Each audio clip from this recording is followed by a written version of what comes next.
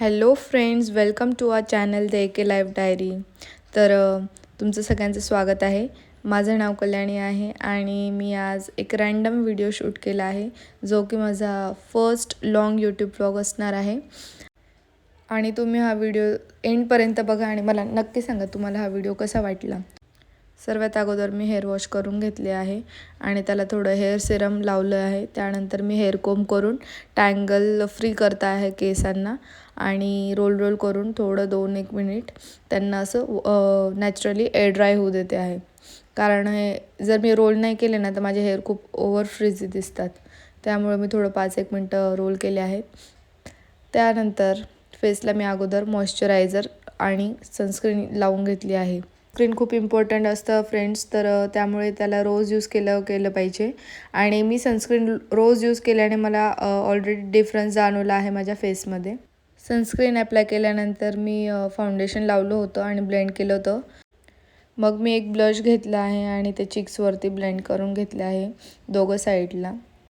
ह्या ब्लशला आता जवळपास 1 वर्ष होण्यात आलं आहे, पण अजूनही ते मी यूज करत आहे कारण ते इतकं पिगमेंटेड आहे की खूप कमी प्रोडक्ट यूज करावं लागतं. थोडं ब्लश नोज एरियामध्ये पण मी लावलं आहे. त्यानंतर हायलायटर यूज केलं आहे आणि हायलायटर यूज करत असताना खूप केअरफुल राहावं लागतं. एकदम कमी यूज करायचं, कारण ते थोडं जरी घेतल्यानं तर खूप प्रमाणात लागतं. हायलायटर व्यवस्थित ब्लेंड करून घेतल्यानंतर आईजला माझं थोडं लागलं होतं हायलायटर, ते मी व्यवस्थित करत होती. त्यानंतर मी कॉम्पॅक्ट पावडर यूज करते आहे. त्याचा शेड 220 आहे. फिट मी मेबेलिनचं हे कॉम्पॅक्ट पावडर आहे आणि डेली यूजला पण खूप छान आहे आणि मेकअप केल्यावरती देखील खूप सुंदर आहे. तुम्ही आता डिफरन्स बघू शकता. याच्याने ना स्किन मॅट होते, असं शायनिंग आणि ग्लॉसी नाही दिसत, खूप मॅट होऊन जाते. हे कॉम्पॅक्ट पावडर तुम्ही डेली यूज पण करू शकतात without any makeup. Just moisturiser, sunscreen आणि त्यावर तुम्ही हे अप्लाय करू शकतात. आता नेक्स्ट मी 2 लिपस्टिकमध्ये कन्फ्यूज होती, तर दोघं स्वॉच मी तुम्हाला करून दाखवते आहे. तर फ्रेंड्स, ही माझी फर्स्ट लिपस्टिक आहे आणि हिला अराऊंड 1 इयर तर आता कंप्लीट झालं आहे. 6 महिने तर मी हिला कंटिन्यू स्कूलमध्ये जाताना यूज करायची आणि माझी फेवरेट लिपस्टिक होती. आणि ही सेकंड लिपस्टिक जी आहे ही स्विस ब्युटीची आहे. ह्या शेडचं नाव पिंक ब्लॉझम आहे, तसंच ती थोडी पिंकिश शेडमध्ये आहे. बट मी फर्स्ट यूज केला, तर फ्रेंड्स मी फर्स्ट ऑप्शनच सिलेक्ट केलं आणि ती अप्लाय केली कारण मला ही खूप आवडते. सेकंड शेड जो होता पिंक, तो मला असं वाटतं की माझ्या फेसला सूट नाही होत जास्त. आणि लिपस्टिक झाल्यानंतर आता मी इयरिंग्स वेअर करणार आहे आणि हे पण माझे एक फेवरेट पीस ऑफ इयरिंग आहे. एक छोटे पर्ल्स आहे त्याला आणि एक लॉंगमध्ये आहे ते थोडे. आणि मला आता आयशॅडो लावायचं होतं इयरिंग्स वेअर केल्यानंतर, बट मला आठवलं की मी सगळे आयशॅडो पॅलेट्स घरी विसरून गेली आहे मम्मीच्या घरी.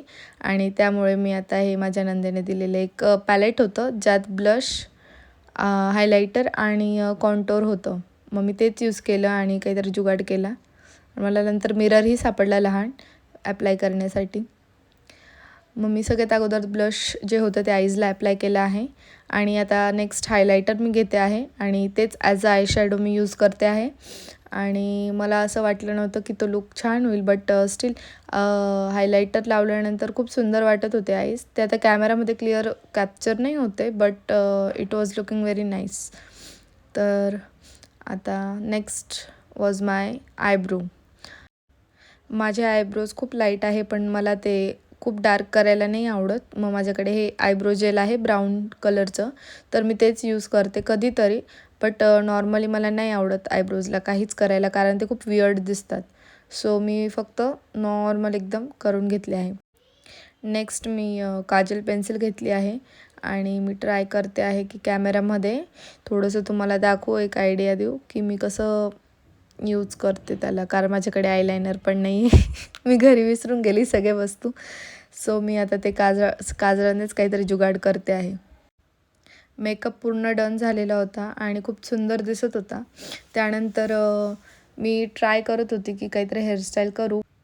फ्रेंड्स, माझा मेकअप डन झाला आहे आणि मी हेअर कोम करत होती आणि हेअर कोम करत असताना मग मला लक्षात आलं की मस्कारा राहिला आहे आणि मग मी ते मस्कारा ॲप्लाय केला.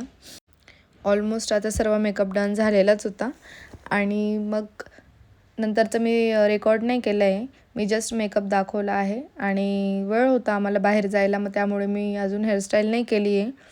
त्यानंतर मी 1-2 शॉट घेतले मिररमध्ये बघताना मेकअपचे आणि हे शॉट झाल्यानंतर 5-10 मिनटं मी थोडा आराम केला, रेस्ट केली आणि थोडं इव्हनिंगला मग आम्ही गेलो बाहेर कंट्री डिलाईटला, जे आमच्या घरापासून खूप जवळ आहे. मग आम्ही इथे डिस्कशन करत होतो की काय खायचं आहे, काय ऑर्डर करायचं आहे आणि ते पण खूप शाय होते व्हिडिओमध्ये आणि मी पण, कारण हे फर्स्ट टाईम व्लॉग शूट केलेला होता पब्लिक प्लेसवरती. आमच्या समोरच एक फॅमिली आमच्याकडे बघत होती, बट मी कंटिन्यू केलं शूट. मसाला पापड ऑर्डर केला होता, जोपर्यंत जेवण येत नाही तोपर्यंत. मग ते एन्जॉय केला मसाला पापड. हे चॅनल आम्ही दोघांनी असं जस्ट एक फन पर्पजसाठी, मेमरीज कलेक्ट करण्यासाठी ओपन केलं आहे. आणि जर तुम्हाला आमचं व्हिडिओज आवडत असतील तर तुम्ही लाईक करा, कमेंट करा, शेअर करा आणि सबस्क्राईब पण करा तुम्ही जर हा व्हिडिओ फर्स्ट टाईम बघत असणार तर. आम्ही जेवणात पनीरची भाजी, बटर नान, रोटी ऑर्डर केलं होतं आणि एंडिंगला आम्ही जामून शॉट ट्राय केलं होतं. हे मी फर्स्ट टाईम ट्राय केलं होतं, खूप छान होतं. जामून ज्यूसचे खूप छान फायदे आहे, तर तुम्ही यूट्यूबला बघू शकतात की काय बेनिफिट्स आहे. आणि आमचं जेवण झाल्यानंतर आम्ही बाहेर आलो आणि मग मग मी त्यांचा व्हिडिओ शूट करत होती, तर त्यांनी पण माझा केला. त्यानंतर आम्ही डिसाईड केलं की सिटी सेंटर मॉलला जाऊया.